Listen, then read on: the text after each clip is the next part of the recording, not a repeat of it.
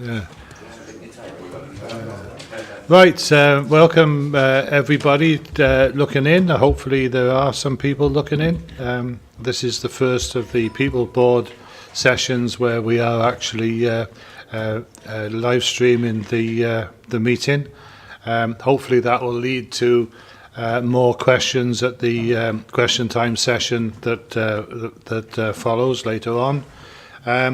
And as I say, we'll try this experiment now and see how it goes.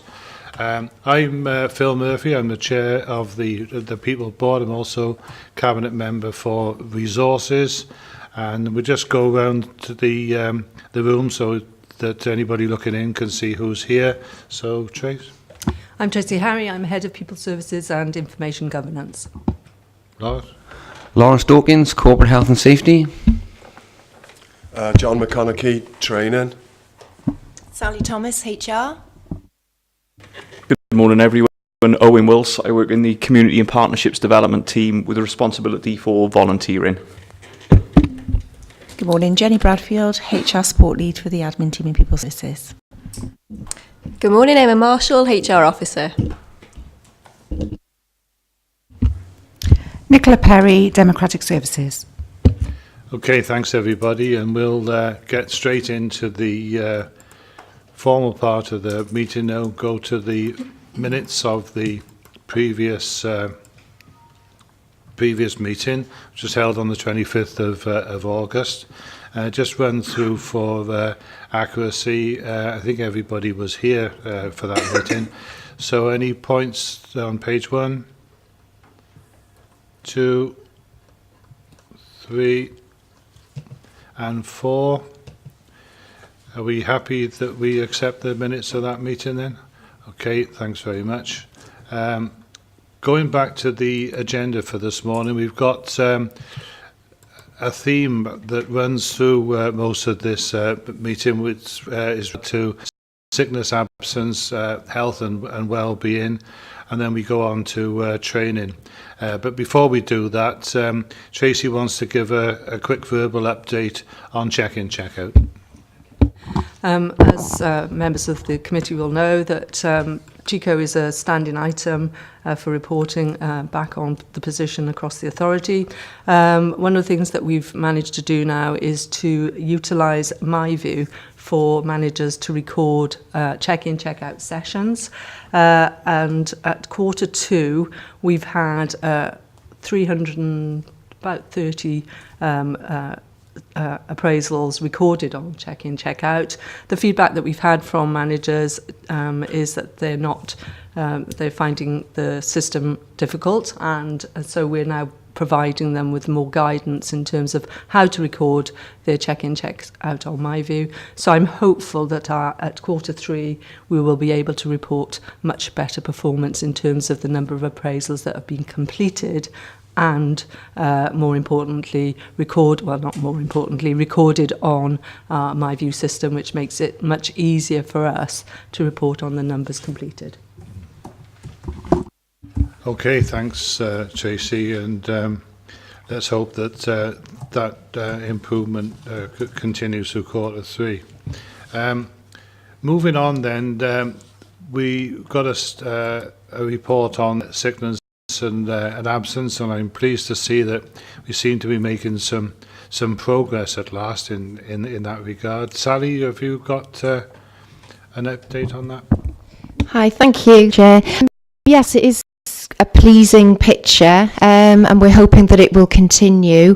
We've provided a half-year picture as a report to People Board, and overall some of the highlights are that at a half-year position, the figures are looking that the number of days, working days lost per full-time equivalent employee is at 4.52, and this compares with 4.99 for the same period last year. So overall, some of the highlights are that the council figure is showing a year-on-year decrease of almost half a day lost per FTE.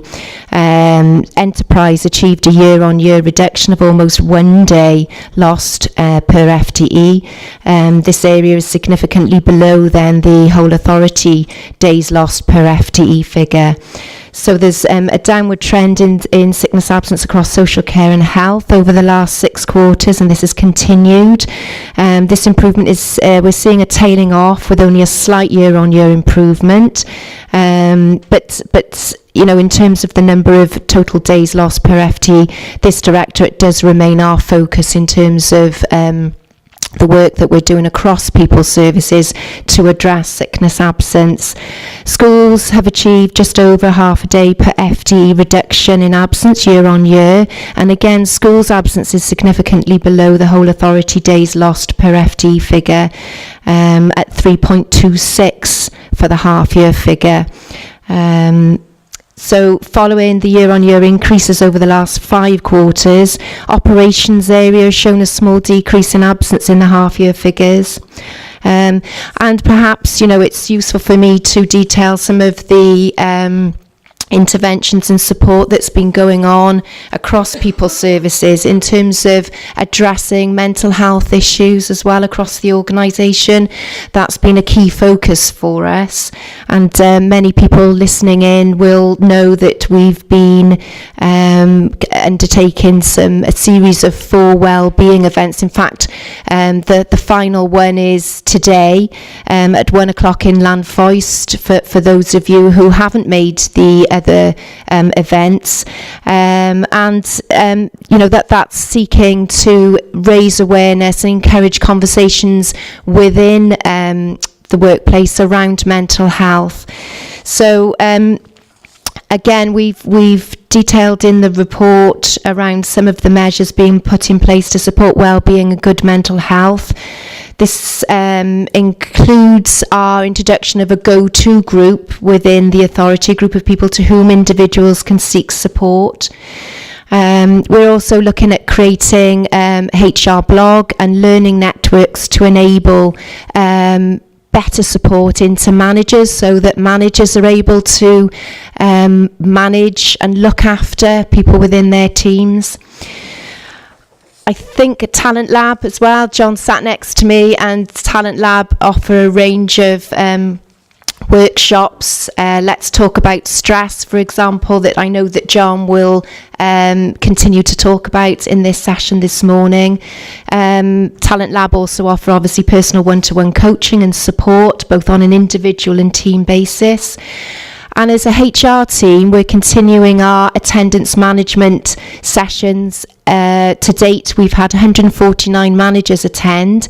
This is specific training, again, to enable managers to manage effectively, and it's based on our new attendance management policy, although it's not so new now. It's been in place for a good sort of 6 months. And again, that's a toolkit for managers to assist them. I think that's about a summary from me, but I'm happy to take any questions, Chair.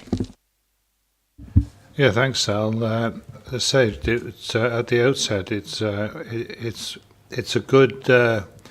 a good news story in many ways. I'd like to see it getting a lot better, wouldn't we all? But we have recognised for quite some time that we have an increase in sickness and particularly stress problem, and we'll be looking at the mental health side of it in a minute. We've got our health and safety manager here, Lawrence Dawkins, who will no doubt be able to give some sort of aspect from a health and safety point of view on the impact on sickness. Is there something you want to add? Yeah, thanks for that, Chair, and thanks, Sally. Yeah, basically, it does tell a good story. This second quarter, compared to last year's second quarter, is actually 10% less working days lost. Good news story. Stress is still up there as one of the highest, and that's why it features high on a corporate action plan, and that'll include sort of a strengthened strategic steering group in that area, covering the subjects that Sally just mentioned.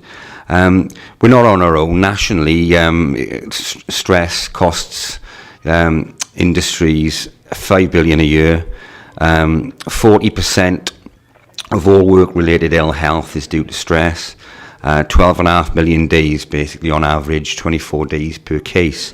So we're not on our own with that, but we are sort of taking it in our wing and trying to do something with it on a high and strategic level. We've got an action plan to start with. We're going to sort of drill down further and try and follow the health and safety executives' management standards, and hopefully make some inroads into reducing this sickness absence category. Thanks. Okay, thanks, Lawrence. Has anybody else got anything that they want to add to that? Sally, do you want to come back on it? I'm just re-looking at the report, and it is useful just to note that for this half year, 29% of our absence is due to mental health issues. That compared with 25% last year, 16-17. Yes, quite a significant figure, isn't it? In that case, then, I think probably there's almost a seamless transition into the mental health report. Should we move to that now? Do you want to kick that off, Sal, or John, will you be leading on over that? Yeah, thank you, Chair. My name's John from Talent Lab, part of People Services. What I'd like to kind of update on is we've had the foundations set with Lawrence with the figures and Sally with the kind of activity that we've put in place. I think People Services, for the last at least half a year, I would say, we've really put our focus into the well-being of our own people, which includes us. We know the figures in terms of psychological sickness, stress, etc. We've been running the events, as Sally has explained. We've learned a lot from the events in terms of why people get stressed. It sometimes is to do with the job or the way they're thinking about the job. And it's also, other elements, sometimes outside of work. So we're keen to be able to support people in whatever way we can so that they can stay well in work. And that's through the support, advice and guidance, etc. As part of the wellbeing events, one of the parts of the event has been providing an understanding of what happens to us when we suffer from stress. So I'd like to explain that. I've got some PowerPoint slides that will help me do that, and then it means you won't have to look at me on the screen, which is fab. So, okay, thank you, Nicola. So it's really helpful, really, if we can understand where stress comes from, why we might suffer from some of the things like anxiety and depression, or even anger and the other types of psychological stress. We can begin to understand it by really understanding the main parts of how our brain works. So if we start with thinking about the intellectual part of our brain. Now, this is the part of the brain that other species of the animal kingdom don't have. They don't have the ability to intellectually think like we do. Now, when we use this part of our brain to do our thinking, we don't suffer from stress and those types of things. That's generally referred to as the positive part of our thinking. And when we do that, things kind of go okay in life and work. Unfortunately for us, there is another part of the brain which we refer to as the original primitive part of our thinking. And there's some really important parts included here. So you'll see on the screen in the middle the word amygdala. This is often called our fight-flight response. And the hypothalamus and the hippocampus, so the areas where we store all our memories. Well, whenever our anxiety goes up, and that can be for any reason, it could be suddenly or it could be gradually over a period of time. I think that's important to note.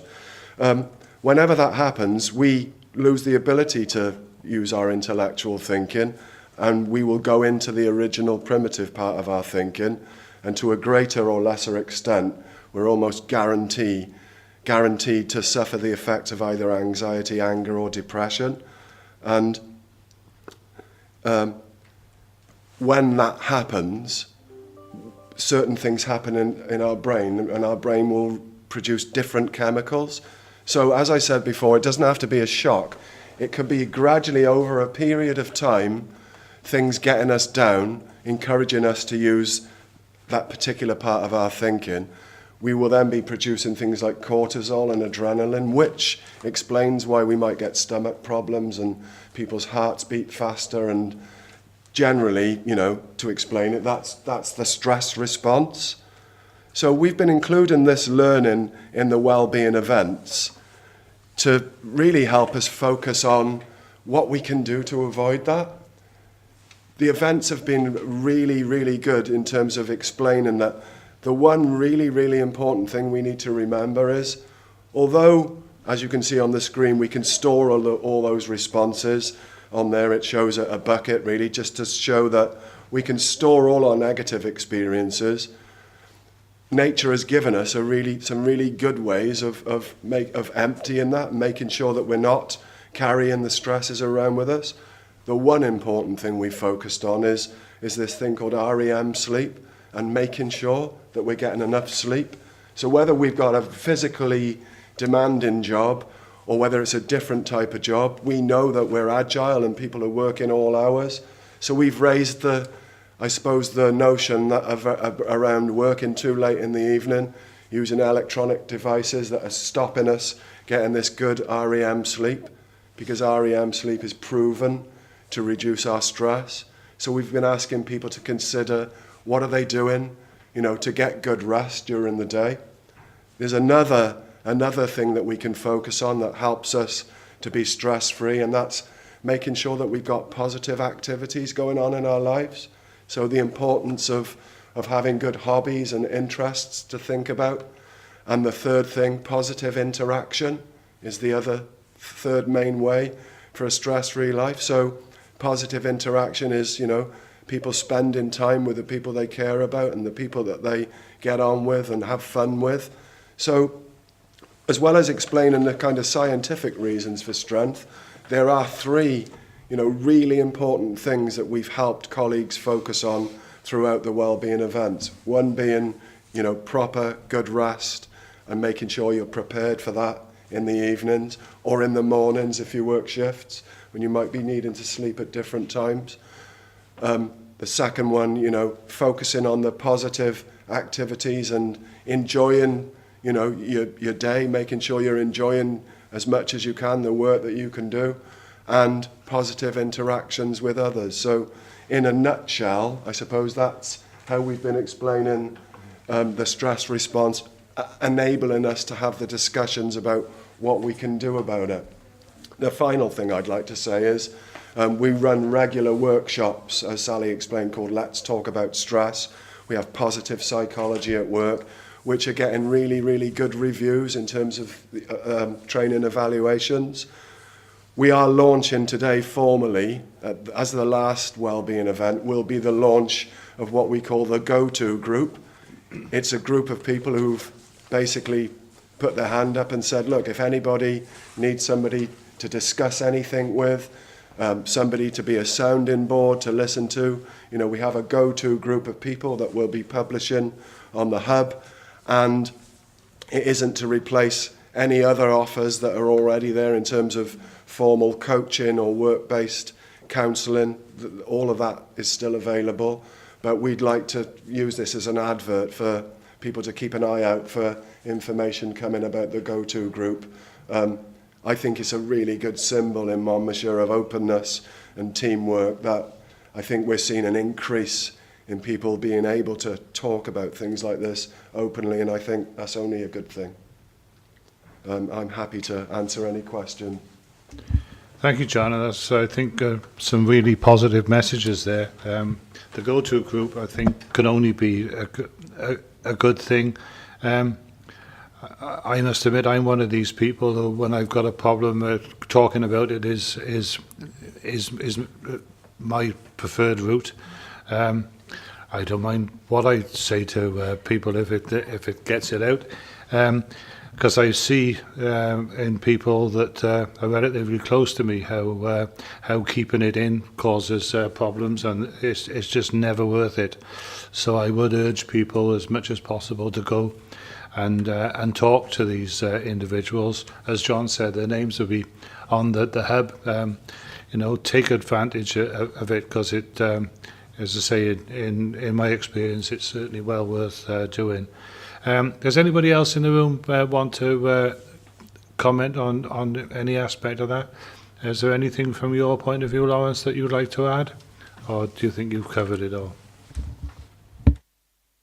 Thanks, Chair. Yeah, just to sort of round it off, really.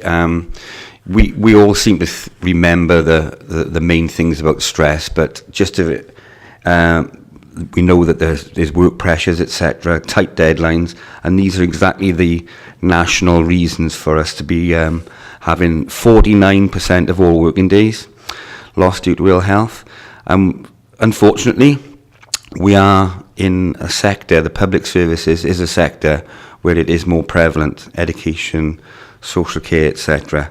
So the four main reasons that the HSE are saying are workload pressures, tight deadlines, too much responsibility, and lack of management support.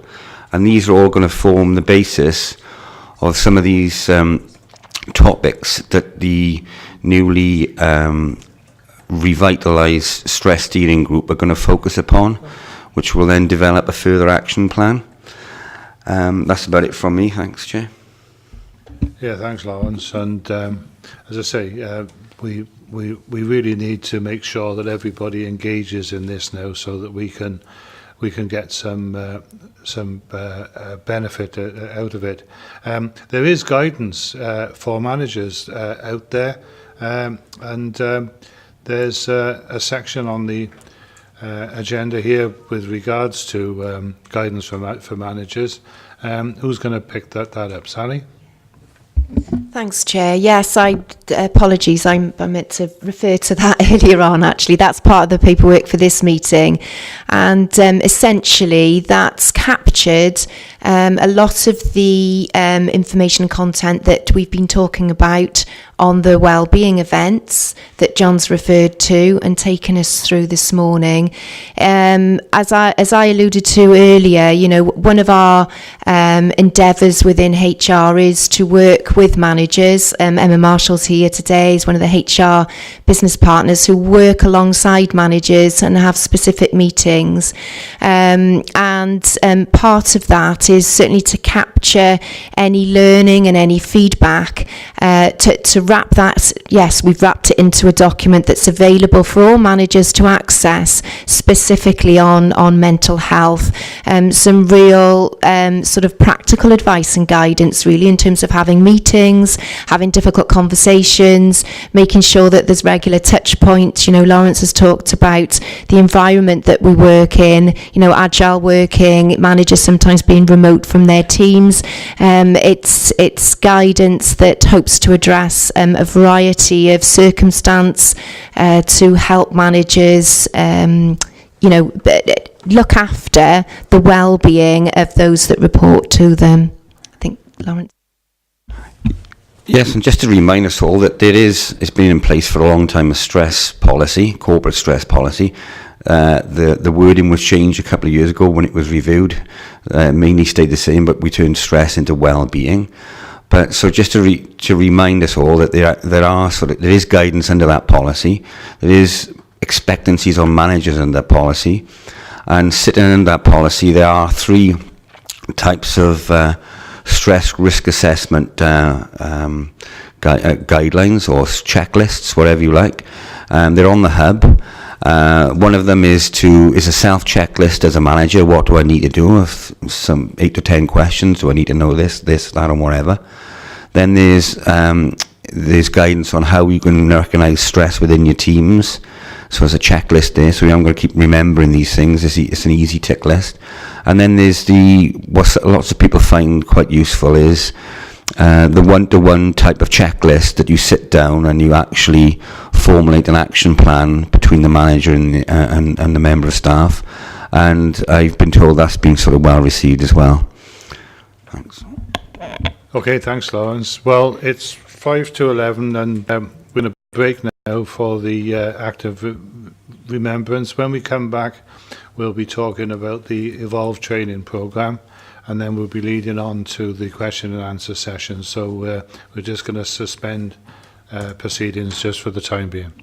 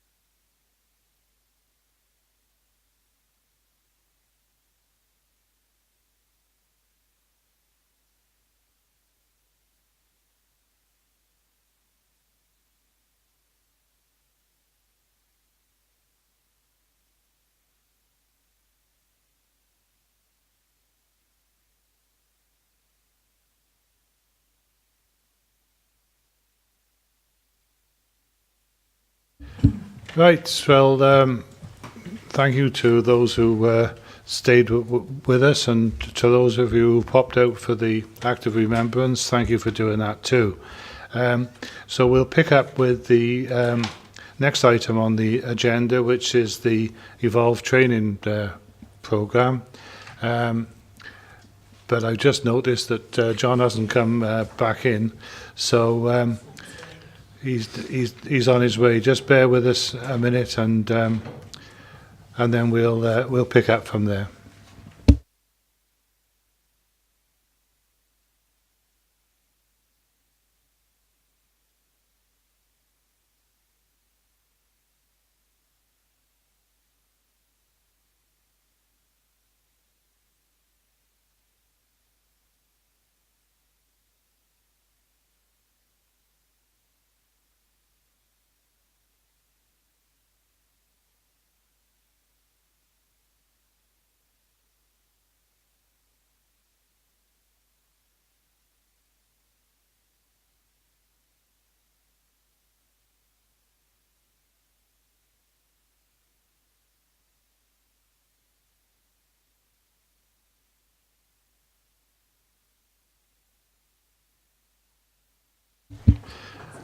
Okay, right. So we'll pick up from where we left off, and go straight back to John McConaughey, who's going to talk us through the Evolve training programme.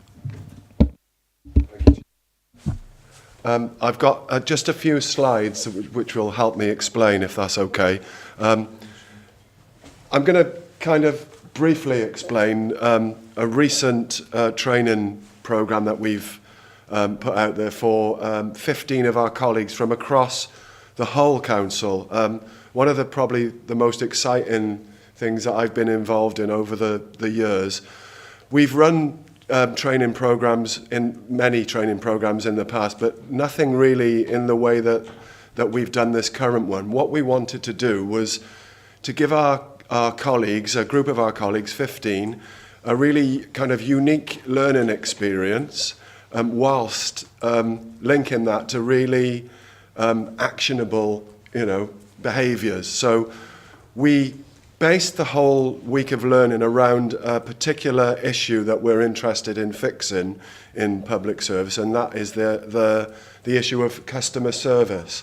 So what we did was we advertised for 15 people who were interested in really making a difference in terms of our customer services offer, improving it in the way that we behave and in the way that we connect and engage with customers.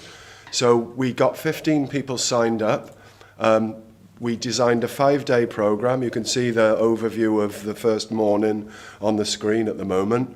But what we also did was we incorporated some really detailed analysis to help that we've learned from some of our partners who we've worked with in universities. We learned to analyse the problem of customer services following a particular method. So the 15 people were asked to go away and consult with their customers and ask them a particular question which would help us identify what the root of the problem, or if we looked at the other side of the coin, what the potential solutions were. So they turned up on day one, and it was learning linked with action. So it was also very important that the week focused on public service values, what our purpose is, and what are acceptable behaviours in terms of public service. We talked then about the need to be able to influence and network with different people if we're going to be able to analyse and solve problems. The second day was really the heart of the week, where we focused on the well-being. Again, there's the word well-being again, but in the longer term sense of the well-being not only of us now, but for the generations who follow us. So throughout the week, we threaded the new Well-Being of Future Generations Act and the expectations that are on us. So we used that to frame the problem, I suppose, in a much bigger sense. And we talked about global sustainability, as well as sustainability, here of our finances, etc., and how we need to plan differently. We then spent the afternoon the group was split into three, where they had three lots of information that they'd gathered beforehand, and they actually did the problem analysis. It was quite an intense afternoon for the Tuesday afternoon, which enabled the group then to come up with some real tangible and ideas that had potential. So the Wednesday morning then was spent in learning how to generate ideas, but also learning how to pitch those ideas back to people. The Wednesday afternoon and evening we spent locally in Monmouthshire, continuing the learning into the evening, and then the three groups actually generated prototypes which would potentially solve the problems that they'd identified. So we learned all about service design and how to prototype these new ideas. We incorporated throughout the week the need to keep our human skills. So there was a very much digital theme to the week. But as we know, the more digital we become, the more human that we need to remain.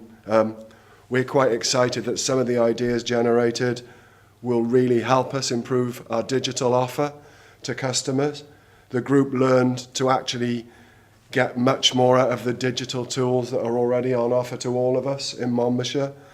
And as well as that, we were able to focus on what is it about our human relationships and our behaviours that we can also improve for the benefit of customers. So it went on to the project management then. So as the ideas developed, the prototypes were developed, the groups then got their ideas into an understandable project plan and begun to identify the roles that would need to be undertaken, as well as the other people that will need to be involved as the projects move on over the next few weeks, months, and for some of them years, for the longer term elements. We learned the importance of accurate data, being able to measure that what we're doing is making a difference, giving us evidence that what we're doing is the right thing, or giving us evidence of maybe that we need to change track.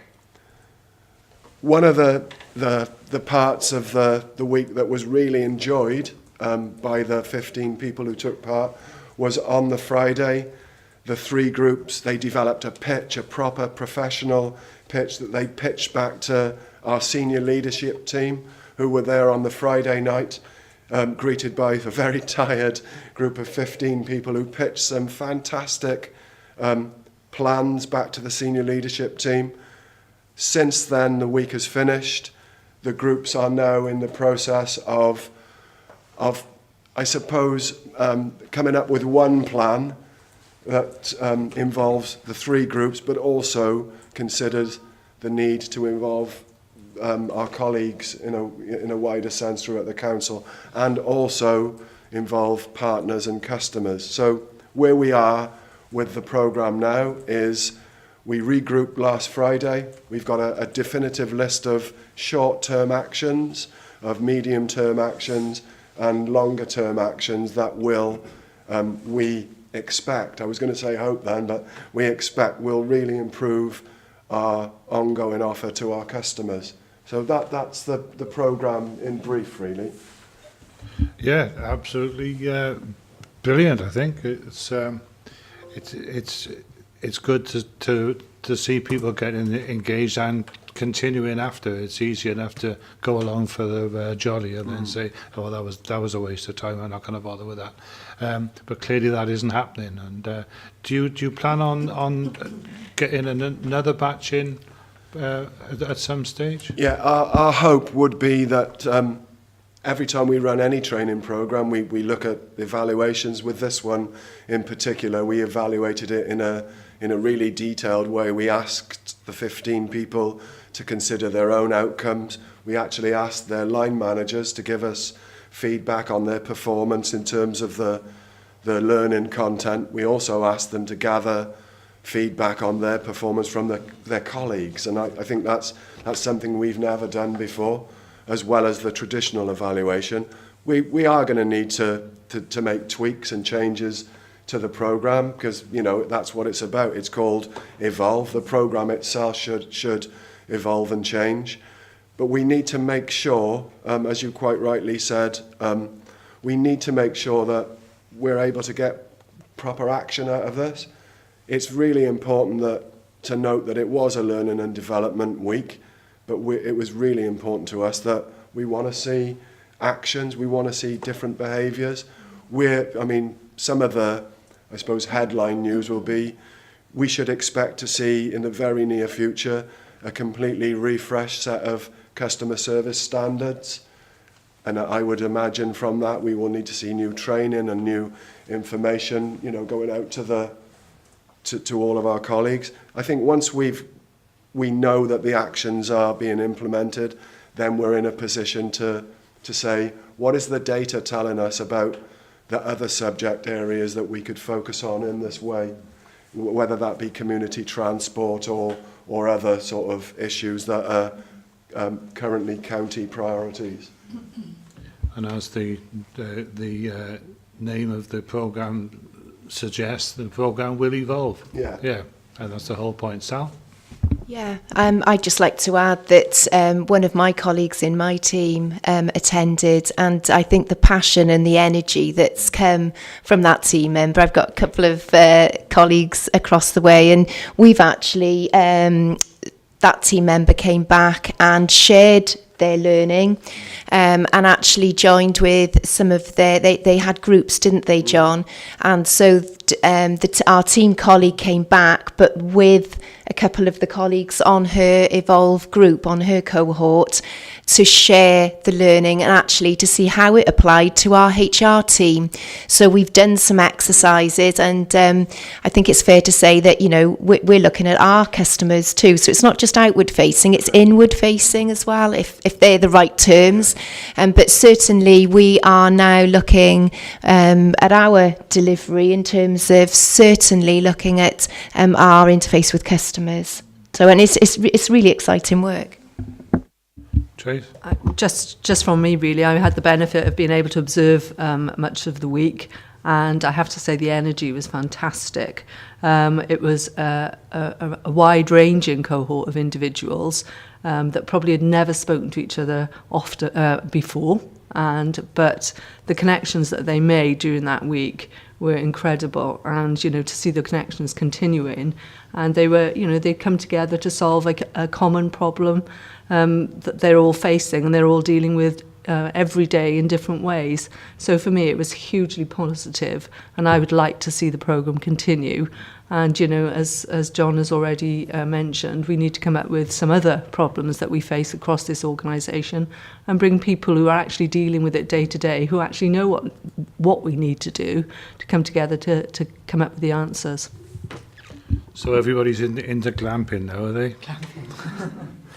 I did hear that you'd been up there. It is in my ward after all, so yeah. So the Bush Telegraph got back to me. So that's really, really good. So that takes us to the end of the formal agenda for today. We will be looking subsequently at our next meeting dates, and for those who want to make a note of that in the diaries, it's the 9th of February and the 4th of May next year that we'll be doing that. We will be moving into question time, and have we actually notified people at 11:30, or should we go? Yes, we have notified them. So we'll take a little recess now for 10 minutes, and then we'll be back with the actual question time session.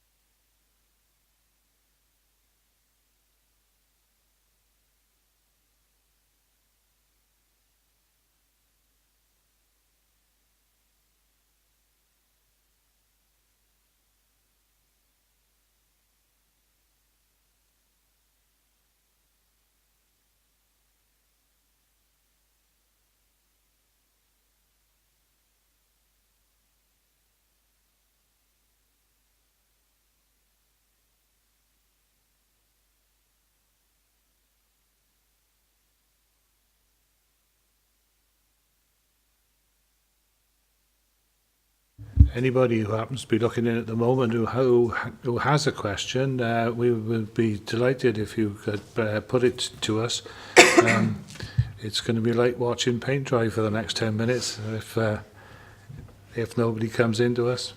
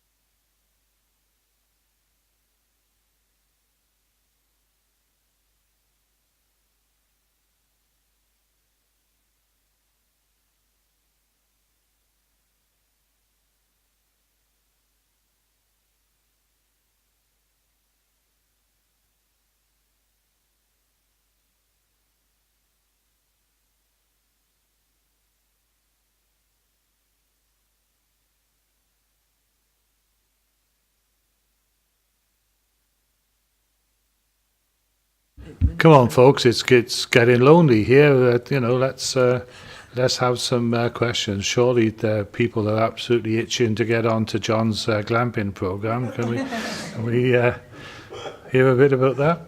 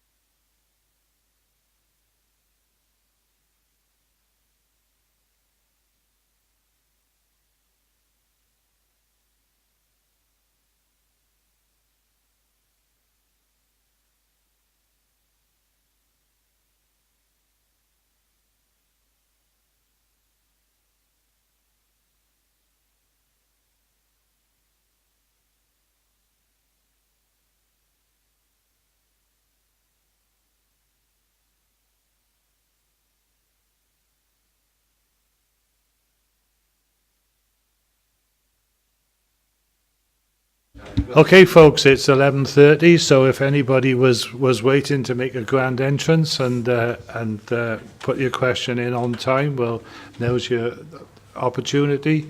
So if we can have some questions, that would be much appreciated.